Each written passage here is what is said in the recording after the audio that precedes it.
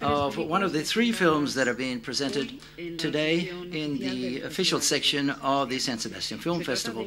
It is a co-production between Spain, Belgium, and France, which is called Evolution, and it's directed by Lucille Hadzlilovic. Excuse me for my pronunciation. And as you know, Lucille won the New Directors Award in 2004 with her previous work, Innocence. She has with her today two of the actors of the film, Olga Saint-Durin and Max Reban, and three of the producers, Sylvia Pialat, Jérôme Bédal, and Sébastien Alvarez. Whenever you deem pertinent, you can ask your questions now.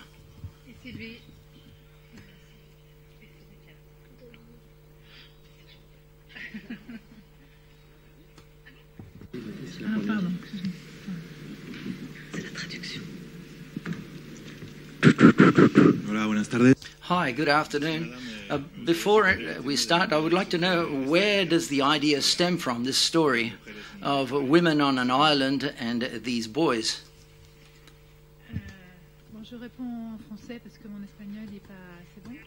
I'm going to answer in French because I don't speak Spanish sufficiently well enough. So, quite simply, I think it stems from when I was in a hospital. When I was 10 years old, I had appendicitis. I was admitted into the hospital, and I think it was the first time in my life when I was surrounded by adults who were touching my body all over the place. So therefore they were carrying out medical examinations that I didn't understand. But it wasn't too much of a drama for me. But it was a moment, a normal run-of-the-mill thing for normal people, but quite intense at the same time. And that's what I think that the embryo, shall we say, or the seed of this project commenced. And then it was from the hospital. I think that's where it started, in the hospital more than at sea or in the ocean. The idea stems from a relationship between a child and his mother, a boy and his mother, who is in a pre-adolescent stage, and his mother doesn't want to let him go, and she holds him back and keeps him back within her womb, so to speak, and they try to maintain and to keep him as a child, as a boy, and then the mother and the sea and the ocean came later on. I thought it quite evident and quite obvious that it would be a good framework and setting to be able to tell this story. Next question, please.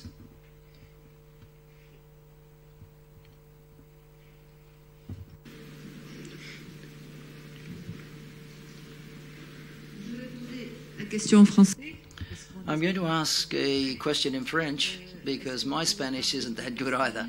So could you talk about how you chose the cast, how you chose each of the different actors, and also can you talk about the aspect and the appearance, the look of the characters portrayed in the film? Yes, it is true, and perhaps I'm afraid to direct actors, but my films are not based normally from the outset upon the portrayal of the actors. What I want to do is to work with human beings, and it doesn't matter whether they are professional actors or not.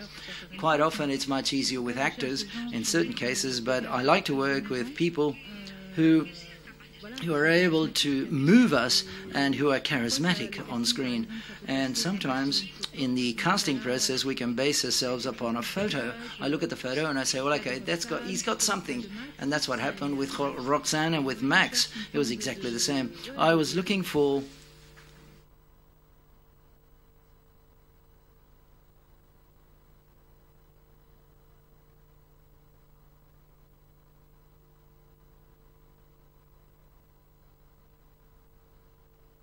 Nicolas and Stella in the film, who are the true human characters within the film, and the others are like figures within a background landscape, and therefore the approach is we focus more upon their physical appearance. The charisma was important, but I focus more upon their physical appearance. And as I was looking an idea of uniting things to express that narrative visually, these women, we wanted them to be a bit similar, a bit like a fish, quote unquote, with very red hair, very white pale faces. We took off their brows. We shaved off their brows. They're mammals. They have no hair on their face. Not all of them agreed with shaving their eyebrows, and sometimes what we did was dye their eyebrows. And with their hair, it was quite doubtful. I said, well, okay, I'm not going to be able to shave their hair off. But no, that would have been too strong. But if they are sea creatures, what it seems to very beautiful Roxanne was her hair. And I thought that perhaps in the end, quite simply, when she lets her hair loose, and that gives it a touch of humanity. And that child, when he's drawing, that drawing is also drawing the hair on her head. So therefore I feel it's very important from a visual standpoint. And then Max, well, I don't know, he's very intuitive. With Max, I saw that he had an incredible charisma, a smile, a magnificent smile. Of course, we don't see him smile too much on the film at all. Hola, buenas. Hi, good afternoon. After seeing the film, there's a curiosity comes to mind. And Lucia, could you clear this up? In this, now there's a lot of scientific progress, and we're progressing even more. Don't you believe that the evolution and the title of the film should come from that scientific advancements, and it will stem from the sea, basically, from nature itself, don't you think? Oui, c'est une forme d'évolution à l'envers. Yes, it's a type of an inverse evolution. It's as if we were going back to our roots, to our origins. And as you say, instead of progressing forward, it seems as if we were going back to more primitive things, back to our roots. But like I say, science fiction is a current where everything is linked with nature and a bit to technology. But I needed a link to nature, a very strong link to nature, and also with biology, but in a very childlike manner, almost phantasmagorically. I'm not too sure whether the future of mankind will be found in the sea or not, but the origins are quite clear that that's where they stem from. And this is a story of origins and of birth and of coming into the world. And so therefore, from that sense or that slant, I thought it was quite necessary to do so, to show that reverse evolution backwards. An evolution backwards, I can't find the word in French, and that's what the director has just said. A retro-evolution, perhaps.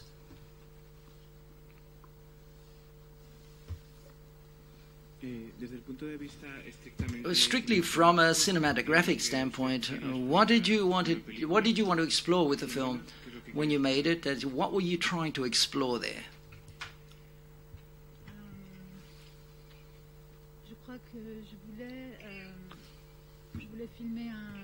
I think that I wanted to shoot different places and to shoot in different settings, and because for me it's always one of the elements that forms the origin of my films. There's going to be a place, there's going to be an atmosphere in the setting, and also different feelings. I wanted to film those places, but also from the point of view, from the sound point of view, I wanted it to be a sound that comes from the inside of you.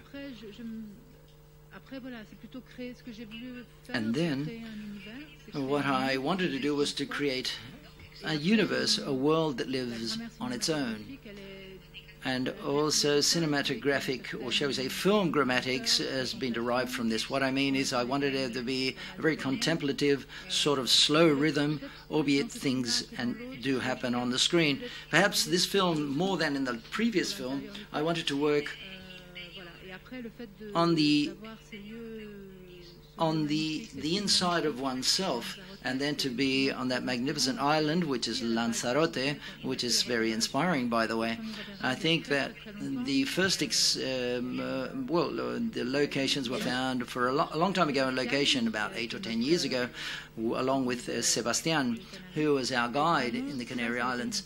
And the truth is, that was a source of inspiration and an additional reason to make the film, that place, Lanzarote, that in itself also already expressed many, many things beforehand. Next question.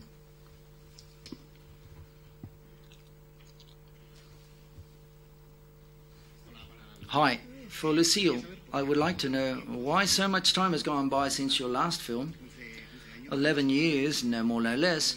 What has happened in all of that period of time? And then, can you please talk about the similarities that I've seen between the first film and this film? Both started in the water. There were pre-adolescent girls in the first film that were backed up by women. There were several elements that were common in both films. I'm not too sure whether you see that there exists some sort of dialogue between Innocence and Evolution. I thought that it was going to be the first question people were going to ask me, because why 10 or 11 years had to go by since my last film.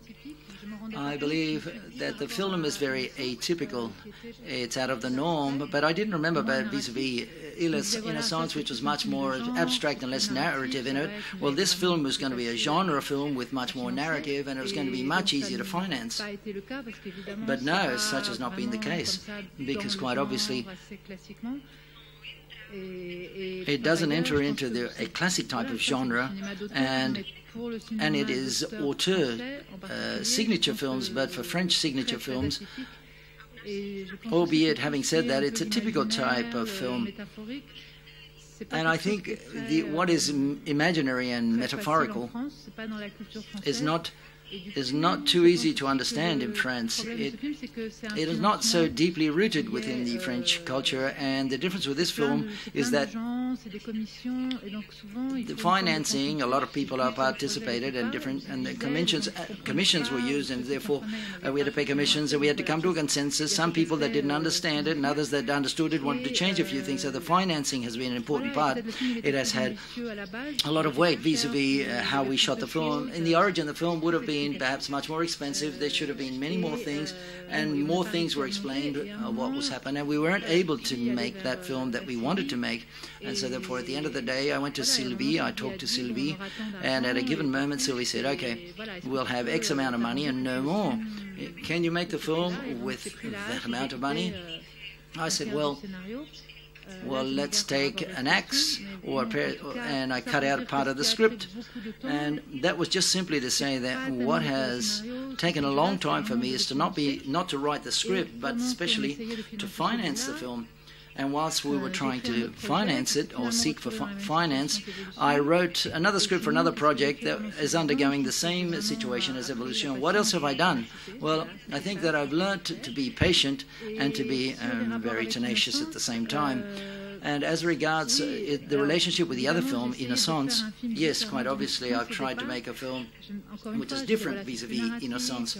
But the truth is, there's more narrative, and I said more events will happen, there will be more action in the film. The fact that I've gone back to the idea of working with boys or children, it's true that it's a significant similarity, but the more I worked on the film, and above all, when I started to prepare it, at a given moment I said, well, it's the same thing as Innocence. Well, not the same thing, but it is true that it's quite similar, quite obviously. But at the beginning, I wasn't aware of this, and at no time did I say that I'm going to do a second part of that film. The boys are unfortunate vis-a-vis the girls because they end up in Innocence. The girls end up dancing where the boys end up in hospital. Next question, please.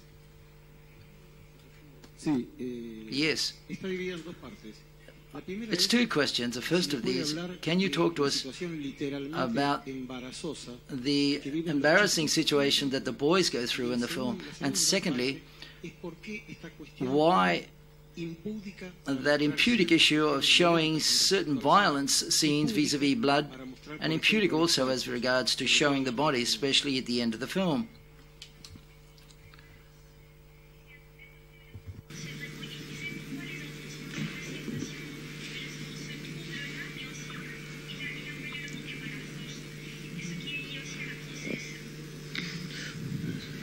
Ah oui, c'est vrai, en français, le jeu de mots ne marche pas. Bien, claro. Of course, it's difficult to translate the first part and that embarrassing situation of the boys go through. Well, Well, embarrassing is something that doesn't exist in French. It doesn't have the same meaning, shall we say. So, in the film, the base of the film, first of all, we've got the hospital, and then the ocean emerges and the sea, and they continue to develop this, and we see nature coming into the fore before they end up in hospital. I think the film also tells us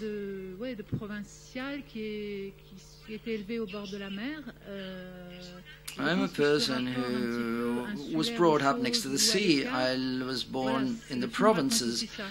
And we people in the provinces, we have a different relationship to the sea. And the film talks about this, and it talks about going into puberty, the changing of a person's body, and the difficulty boys have to leave from the maternal water or waters. I'm not too sure whether the second part, whether I've answered the second part of your question.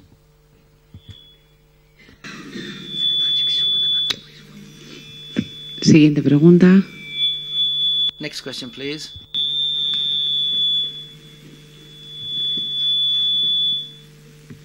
Por favor. Que représente cette scène où les femmes sont toutes sur la plage?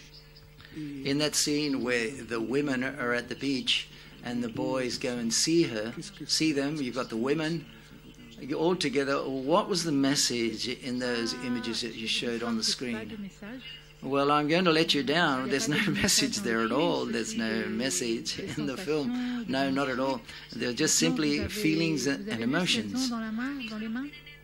Do you see what the women have in their hands? Did you realize this in their hands? What do they have in their hands? The idea was you can't perfectly see it on the screen, but for me it was a way of celebrating. It's a ritual. And what they're celebrating is what they've got in their hands, what they're trying to obtain from those boys. Thank you very much for the question. Max understood it.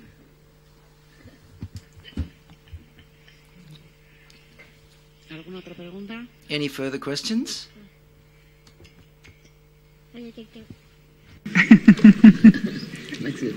Sí, antes me ha parecido entender. I seem to have understood when you talked before. I seem to understand you've talked about science fiction before, and that initially this was a film which was more ascribed to a genre film vis-a-vis the film Innocence. I would like to ask you about that. I'm not too sure to what extent you wanted to adjust the narrative to a fantasy type film and fantastic type, shall we say, or fantasy type aesthetics in the film.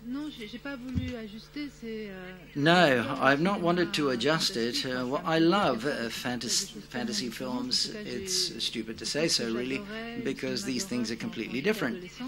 Horror films, when I was a teenager, I loved them, and until I was 20, that all I saw were horror films, and that has really marked the rest of my life. So therefore, it's very natural for me to see things from that perspective. I didn't say, well, now I want to make a genre film. No, such wasn't the case. That's not how it works. So, but it did seem to me quite natural to go to the imaginary side of things instead of to the realistic side of things. It's a bit phantasmagorical towards what's more phantasmagoric, shall we say. Any further questions? Okay, this is the end of the press conference. Thank you very much to Oliver. No, excuse me, there is one more question. I have another question that I would like to ask you. As regards to the production designer, you went to a true town. How did you choose that town? And also talk about the set scenes. That is, how did you collaborate with the production designer on the film? When I wrote the projects, I'd never been to the Canary Islands. Jérôme, who had already been to the Canary Islands, who had the idea of going there. And I think in those islands there are locations, and he said there are places that fit very closely to the screenplay, and we went to look for those locations, and Sebastian showed us different places. And what I thought was very interesting in Lanzarote was there was something quite familiar in that white wall-painted town, and that happens in many countries. It can be seen in many countries. It was something that was atemporal or intemporal. That was a town that had maintained its soul. And then we had the volcano, the black earth, or that black sand that gave a dramatic component. And I love that mixture of the misconcerting, familiar type town, and it was also medical. When I went to the town for the first time, I thought it was an abandoned town, but no, such wasn't the case. There are people who have weekend houses that they go to on the weekends, but the houses are practically as they're seen. Sometimes we've added a bit of dirt on them, but I thought that was very powerful, because we practically changed nothing in the town. Sometimes the windows were painted in blue or in green, and we painted them in brown so that they didn't look too pleasant, or a place like it was a place where you go on holidays or vacation. And what I liked as well was that it anchored, shall we say, the film in reality, something that is real.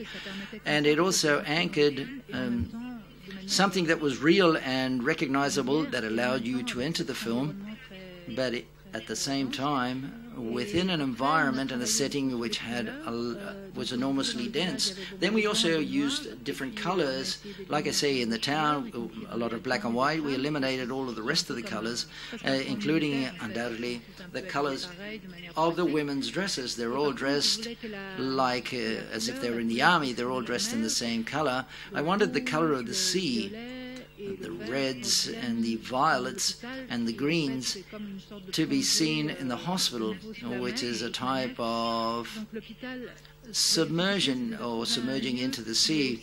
Let's say the story with the hospital was to find a place that was realistic, so therefore we shot in an abandoned hospital building, which also already had its hospital structure on the inside.